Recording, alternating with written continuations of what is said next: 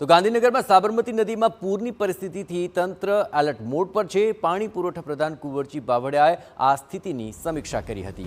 અધિકારીઓ સાથે સંત સરોવર ખાતે તેમણે નિરીક્ષણ કર્યું હતું। હાલ સંત સરોવર ડેમમાં 66,000 ક્યુસેક પાણીની આવક નોંધાયેલી છે। હાલ સંત સરોવરમાંથી કુલ 82,000 ક્યુસેક પાણી છોડવામાં પણ આવી રહ્યું છે। चिंता करवानी जरूर न होवानुं कुंवरजी बावळियाए जणाव्युं। साथोसाथ कह્યું કે ધરોઈ ડેમમાંથી પાણીની આવક ઓછી થઈ છે। વરસાદ ઓછો થવાથી સાબરમતીમાં પણ પાણી ઓછું થઈ રહ્યું છે। मैं आज संत सरोवर डेम पर अमरा अधिकारीओ साथे आ पाणी केटलो आवरो छे अने हवे परिस्थितिनुं शुं निर्माण थवानुं छे ए अंगेनी समीक्षा करी।